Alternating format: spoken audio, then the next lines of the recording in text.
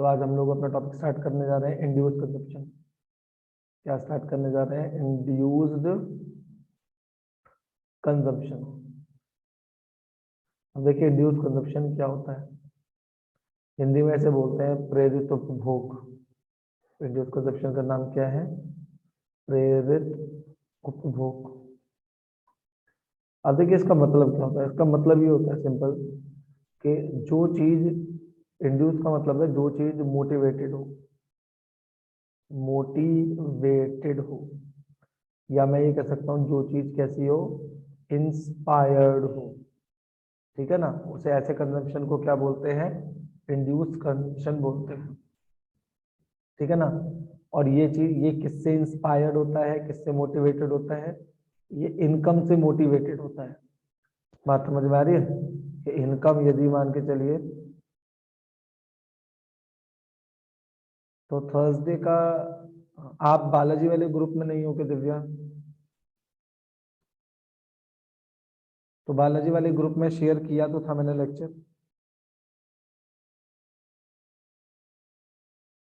एक तारीख को जो भी पढ़ाया था मैंने, है ना ग्रुप में, एक बार चेक कर लेना, मैंने भेजा हुआ है। सैटरडे के जो भी लेक्चर है वो ग्रुप में पढ़े हुए हैं। सैटरडे के भी पढ़े हुए हैं, उससे पहले के भी पढ़े हुए हैं। एक बार आप चेक कर लेना। अच्छा आने वाला, हाँ वो तो सारे ही क्लासेस के आएंगे बेटा। वो आप नहीं भी कहोगे तो भी मुझे देने ही है। अगर आप नहीं भी कहोगे तो भी मुझे तो देना ही है ना। हर क्लास जो है वो रिकॉर्डेड आ जाती है। ठीक है, शुरू करें। तो इंड्यूस कंजप्शन की अगर मैं बात करूं, इंड्यूस कंजप्शन की यदि मैं आप लोगों के साथ बात करूं, तो इंड्यूस कंजप्शन का मतलब होता है मोटिवेटेड या इंस्पायर्ड कंजप्शन। और ये जो कंजप्शन होता है ये किससे इंस्पायर्ड है? ये इनकम से इंस्पायर्ड है। मतलब मेरे कहने का मतलब है कि इनकम यदि इंक्रीज होगी तो ये वाला कंजप्शन भी जो होगा, इंड्यूस कंजप्शन भी, जिसे बी वाई से दिखाते हैं, इंक्रीज होगा। और अगर ये डिक्रीज होगी तो ये भी क्या होगा? डिक्रीज होगा। क्लियर हो गई बात? बात अच्छे से समझ में आ रही है?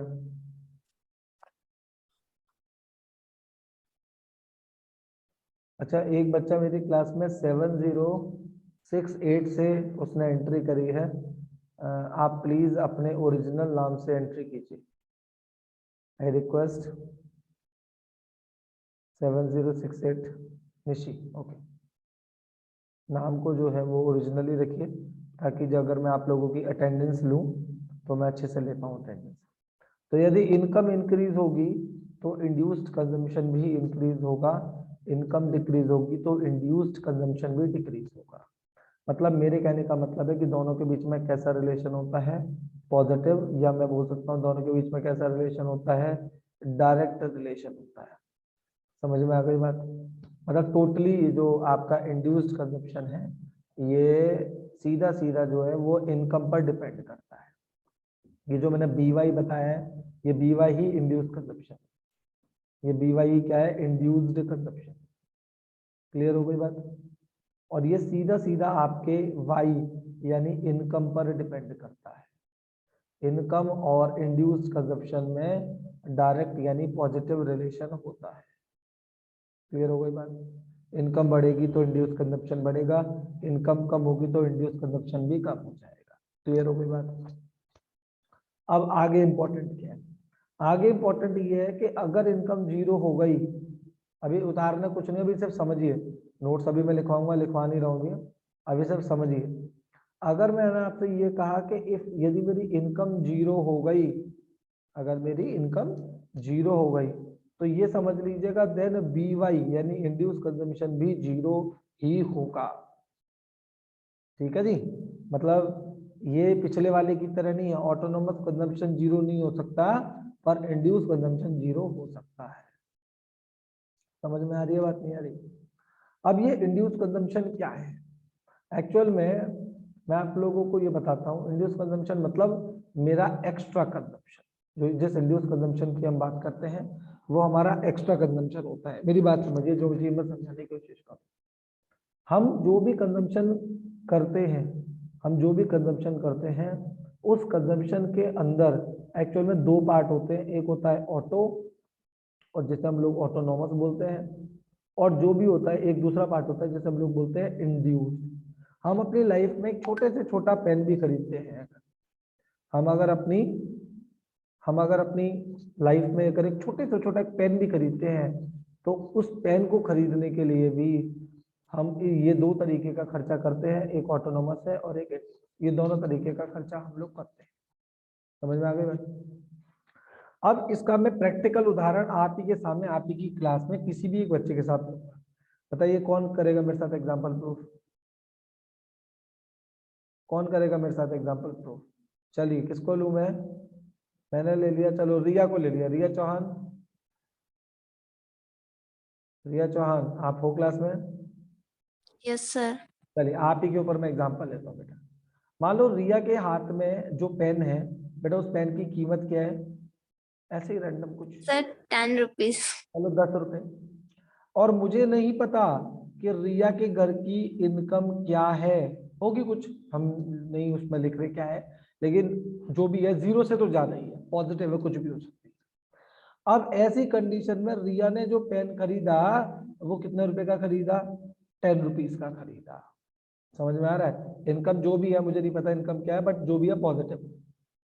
अच्छा रिया अगर ये बताओ, अगर इनकम जीरो हो जाए, अगर इनकम क्या हो जाए, अगर इनकम जीरो हो जाए तो क्या होगा? अगर इनकम, इफ वाई जो है अगर आप लोगों का, if Y is equal to zero हो जाए, तब बताओ आप कितने रुपए का पेन खरीदोगे?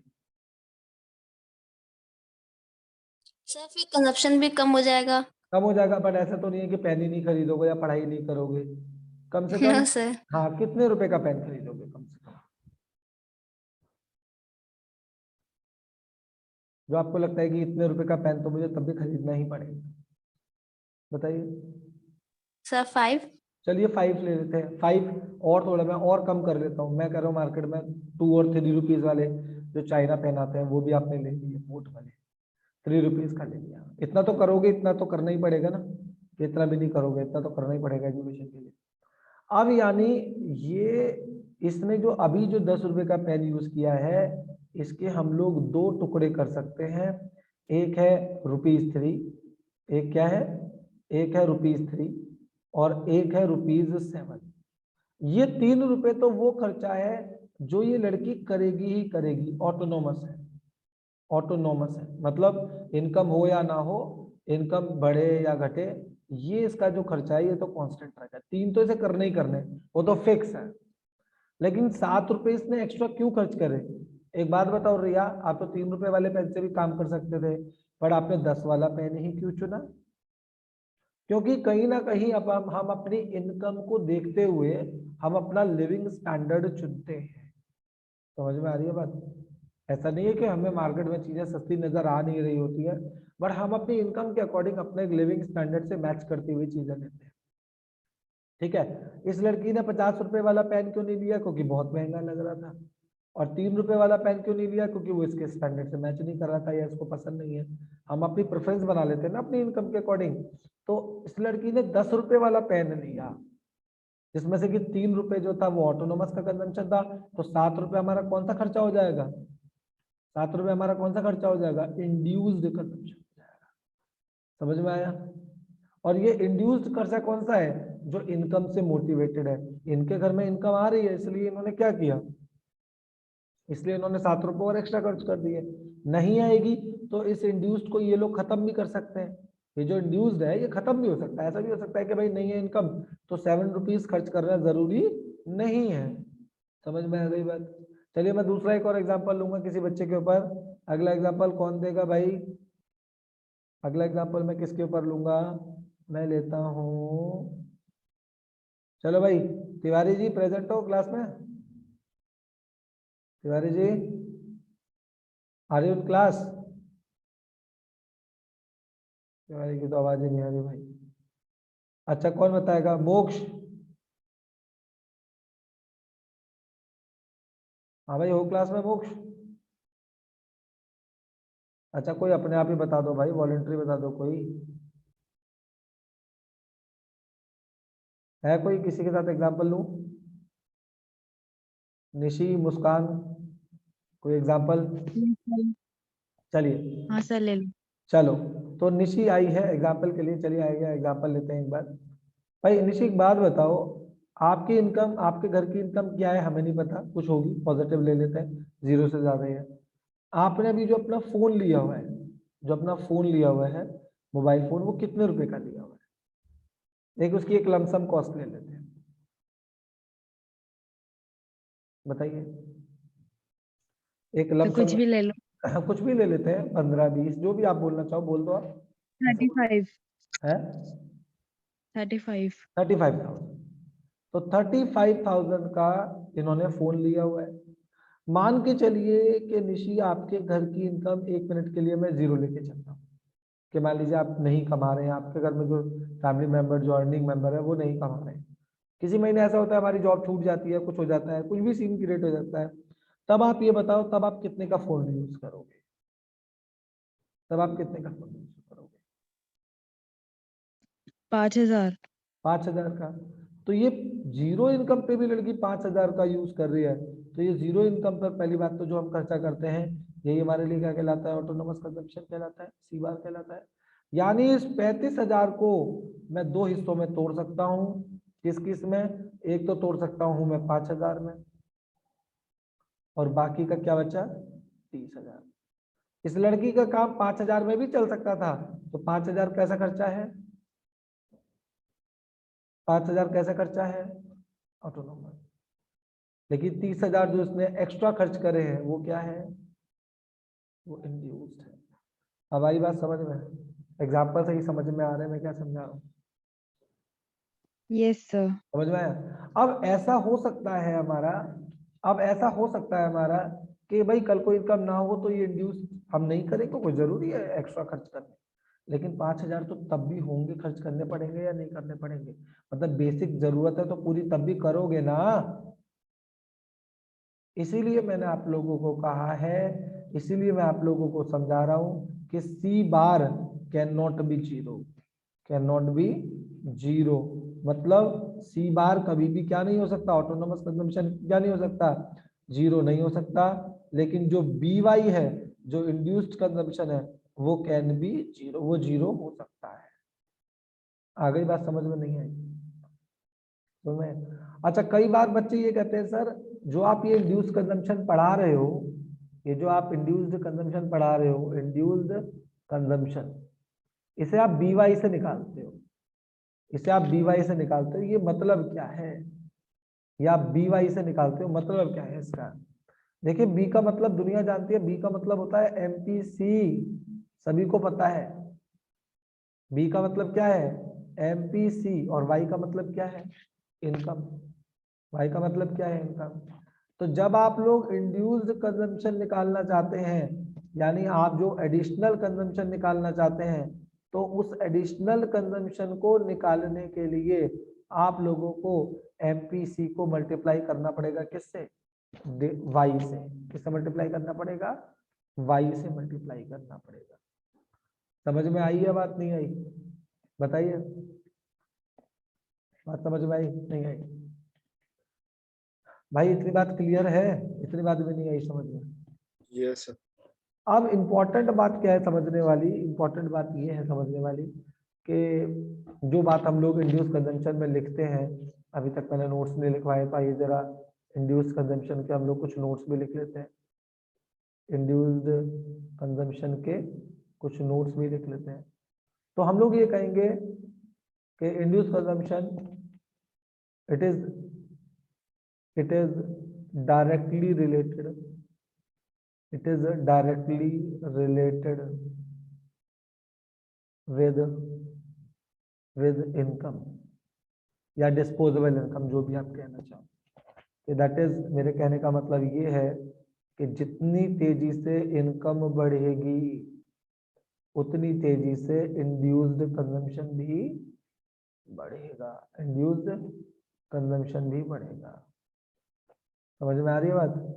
और जब इनकम कम होगी तो इंड्यूस कंजम्पशन भी क्या हो जाएगा? कम हो जाएगा।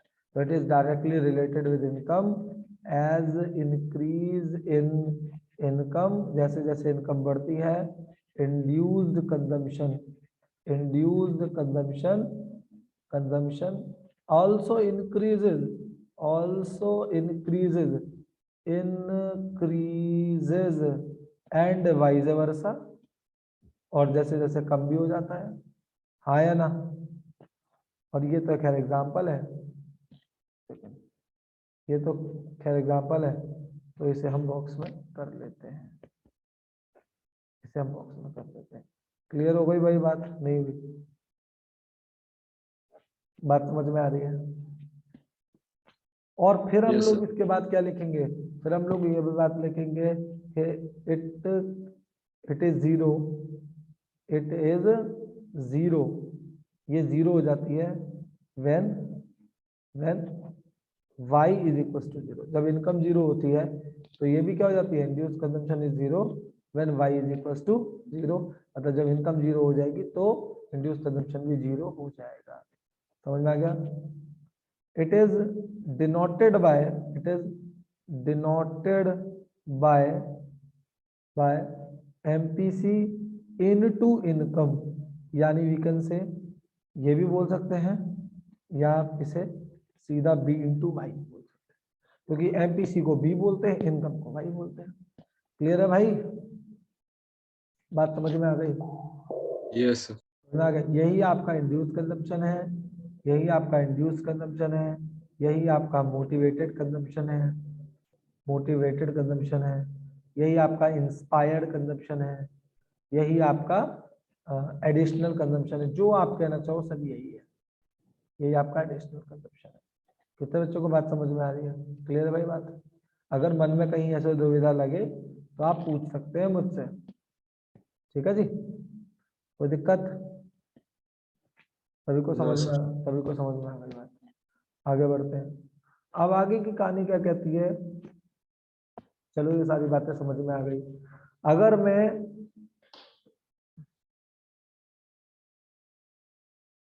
एक सेकेंड,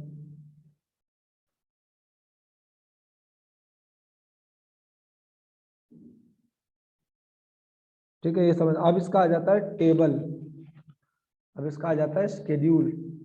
और तो कोई बात मुझे इंड्यूस कंजप्शन में भी नजर नहीं आ रही।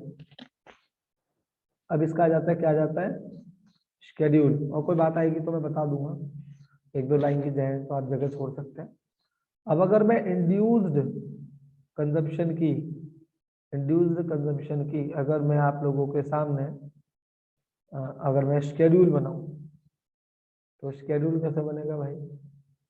बड़ा आसान है, कोई ऐसा बहुत टफ नहीं है शेड्यूल बनाना। ऐसे इनकम ले ली, ऐसे एमपीसी ले ली, और ऐसे दोनों को मल्टीप्लाई करके इंड्यूस कंजम्पशन निकाल दिया। ये हो गई इनकम यानी वाई, यह हो गई एमपीसी यानी बी, और जब आप बी की मल्टीप्लाई वाई से करोगे तो क्या बनेगा? ये क्या बनेगा? Induced consumption. ठीक है? अब इनकम तो हम लोग ले लेते हैं जैसे 0, 100, 200, 300, इस तरीके से। एमपीसी ले लेते हैं, कुछ भी ले सकते हैं, पूरी टेबल लेट की गई है, आप कुछ भी और नंबर भी ले सकते हैं। मैंने तो खैर 0.8 ले लिया है। अब एक बात का जवाब दीजिए, यदि आप 0.8 की मल्टीप्लाई, यदि आप एमपीसी की मल्टीप्लाई इनकम से करेंगे तो क्या आ जाएगा? इंड्यूस कंजम्पशन मल्टीप्लाई करिए, 0.0 इंटू 0.8 क्या आ जाएगा? 0। ऐसा ही 100 इंटू 0.8 कर लोगे भाई, 80। ऐसे ही 160, ऐसे ही 240, और ऐसे ही 320। क्लियर है बात? ये आ गया इंड्यूस कंजम्पशन। और जब आप लोग इसका डायग्राम बनाएंगे, डायग्राम भी तो बनाएंगे, डायग्राम भी तो बनाएंगे, तो डायग्राम में याद रखिएगा इसका जो कर्व बनता है, इसका जो डायग्राम बनता है वो कैसे बनेगा? Just like this. और कर्व जो बनेगी, कर्व जो निकलेगी वो ओरिजिन से पास ऑन होगी। कहाँ से पास ऑन होगी? ओरिजिन से। ध्यान से देखिए, कुछ ऐसे पास ऑन हो जाएगी। ठीक है? कुछ इस तरीके से आपकी जो कर्व है वो पास हो जाएगी। क्लियर है? ये आपका हो जाएगा,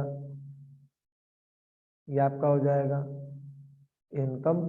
वाई एक्सेस पे क्या, सॉरी, वाई एक्सेस पे आपने दिखाया है इंड्यूस्ड कंजप्शन, इंड्यूस्ड कंजप्शन दिखाया है आपने, ठीक है।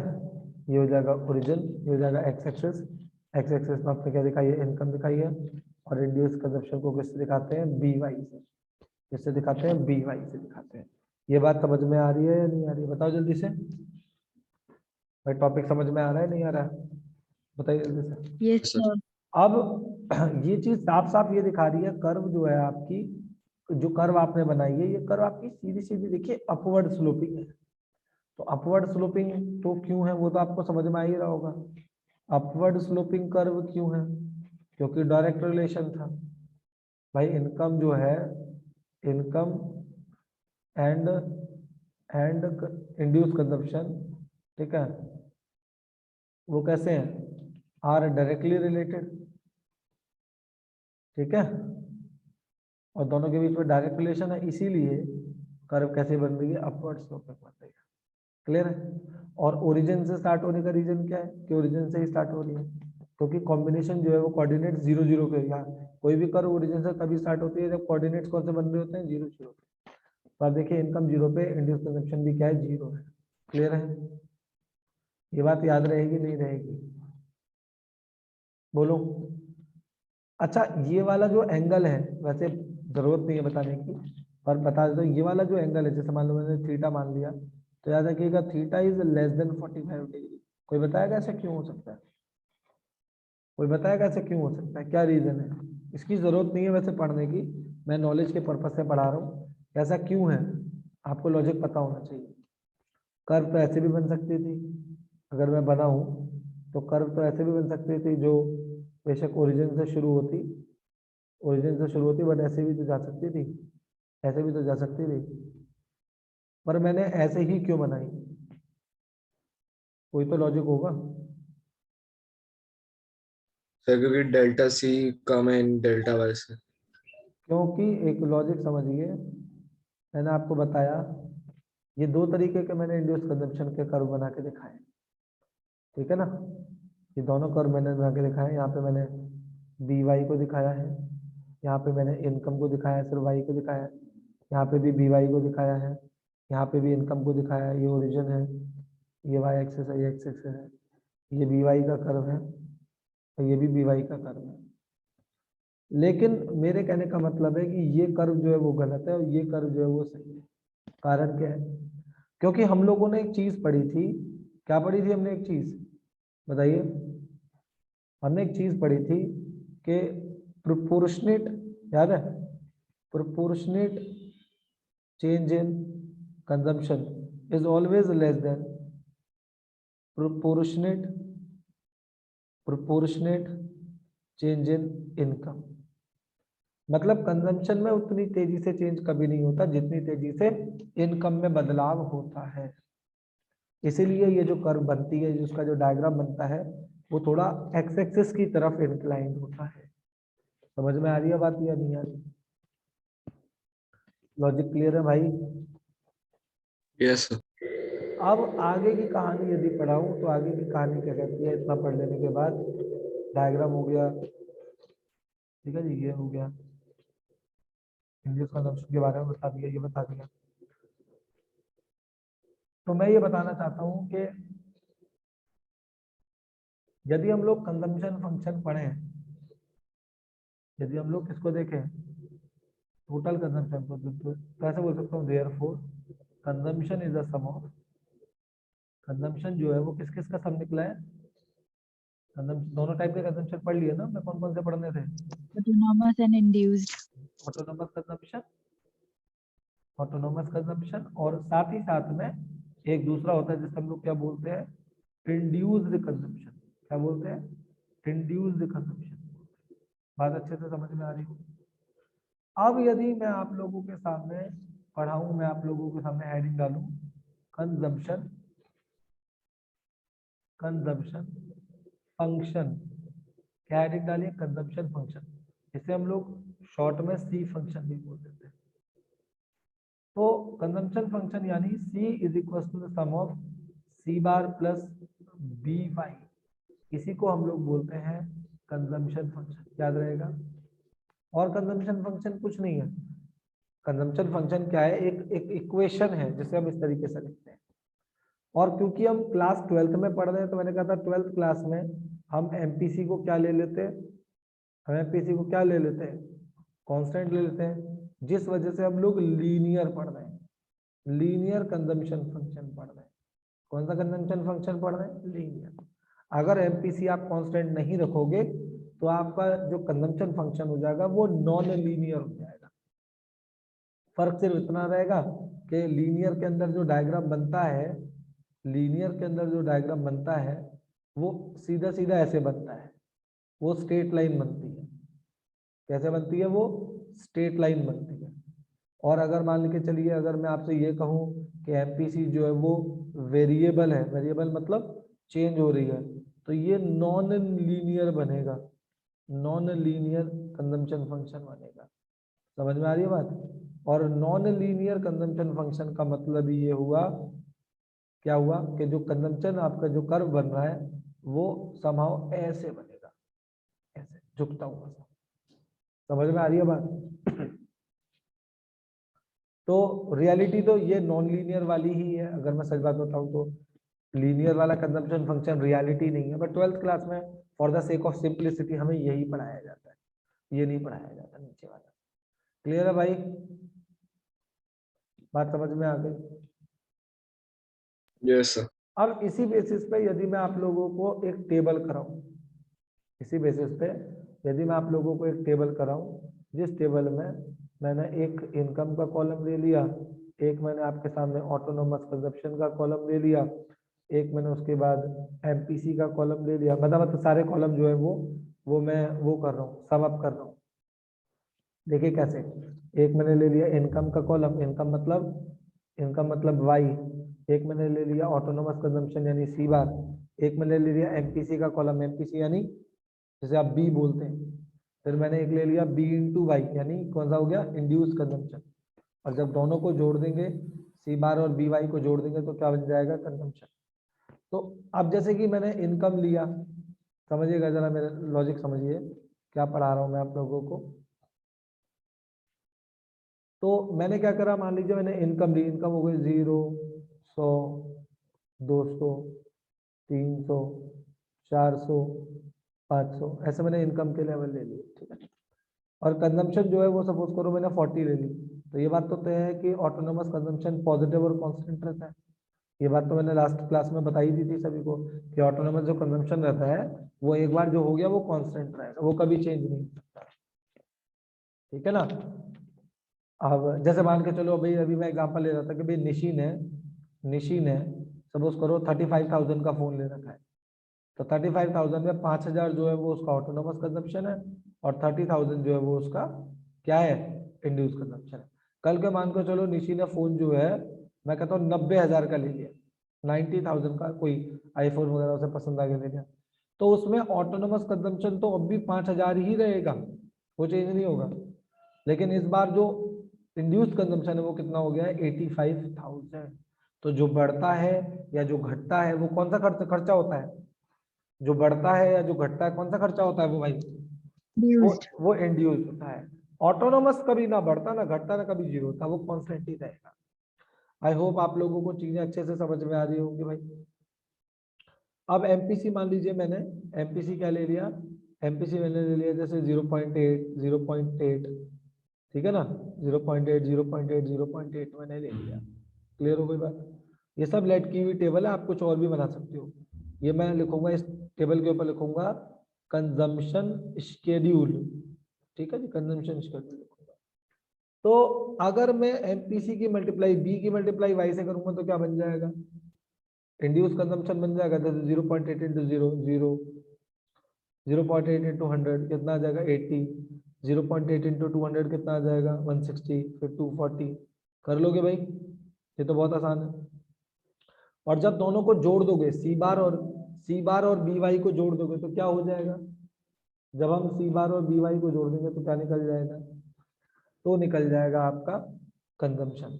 जैसे 40 प्लस 0 क्या आ जाएगा, 40 प्लस 0 40, 40 प्लस 80 कर लोगे आराम से, कितना आ गया 120, फिर इस तरीके से कितना आ जाएगा 200, फिर आ जाएगा 280, फिर आ जाएगा 360 और फिर आ जाएगा आपका 440। बात अच्छे से समझ में आ रही है। और यही वाला जो बीच वाला लेवल है, जो बीच वाला लेवल है जहाँ पे, ध्यान से देखिए ये वाला लेवल, ये वाला लेवल, क्यों भाई इस लेवल को ही क्यों बोल रहा हूँ मैं, क्योंकि इसी लेवल पे आपका इनकम और आपका कंजम्पशन बराबर है, y बराबर सी है, इसी को ब्रेक इवन पॉइंट कहा जाता है। समझ में आ गया, हाँ या ना? क्लियर है भाई, बात समझ में आ रही है नहीं आ रही? Yes sir.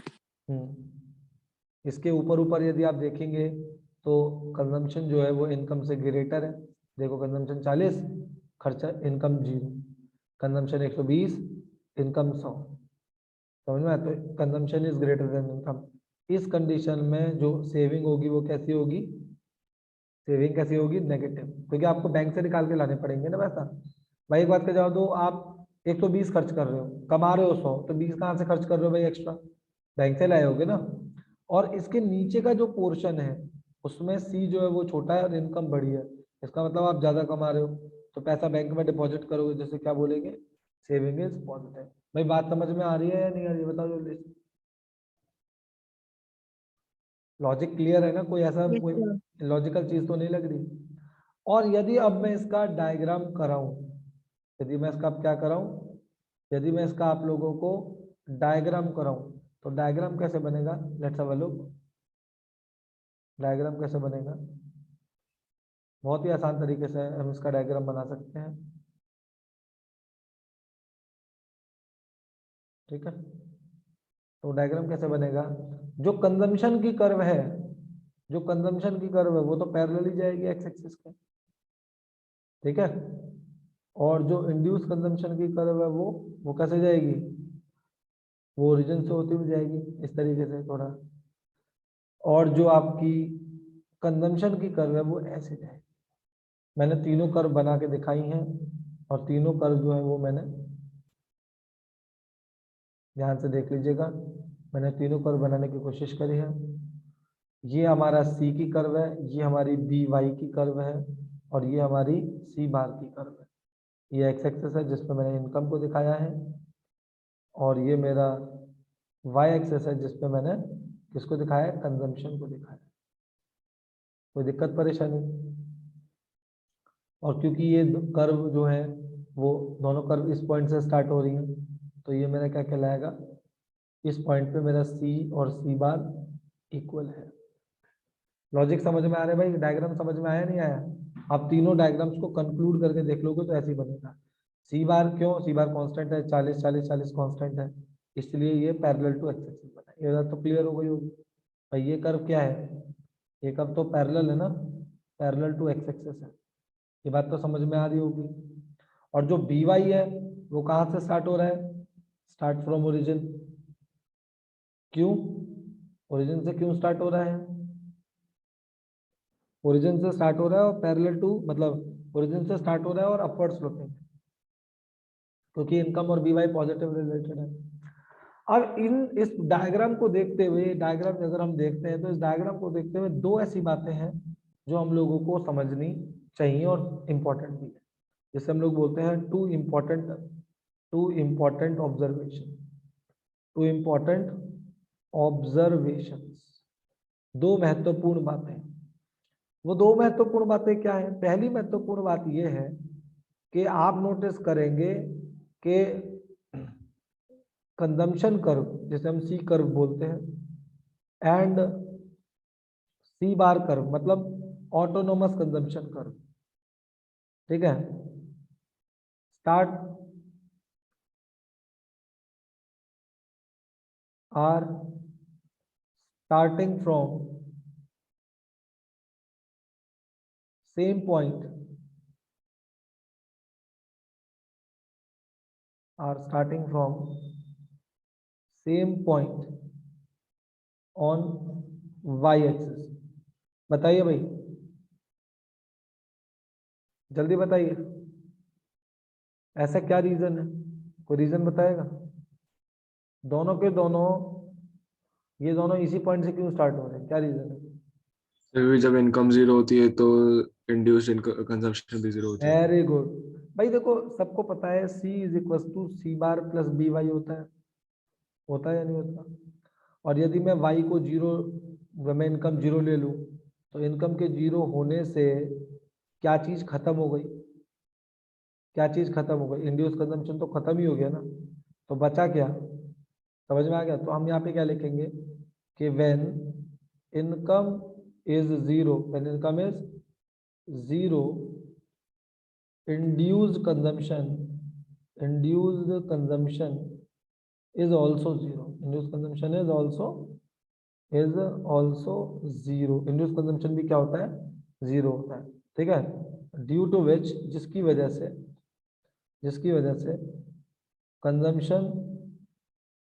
कंजम्पशन जो है इज इक्वल टू, कंजम्पशन किसके इक्वल हो जाता है? Consumption is equal to autonomous consumption.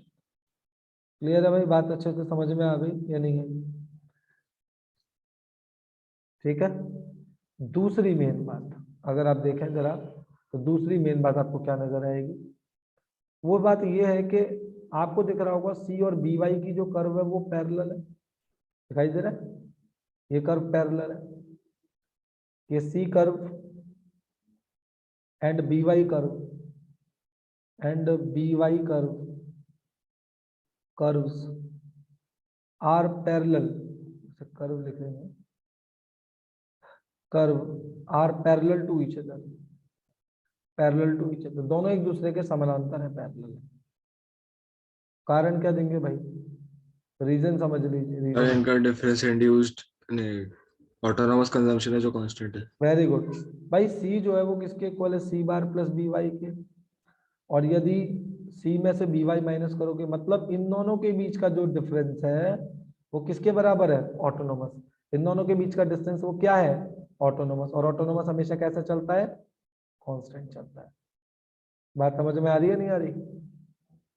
सब जगह सी बार ही तो हुआ, स्टार्टिंग में ही वो सी बार था, तो वो सेम ही तो चल रहा है। तो हम क्या बोलेंगे? हम बोलेंगे the vertical distance between C curve and BY curve is C bar, which always remains constant. बात समझ में आ गई भाई या नहीं आई? क्लियर है?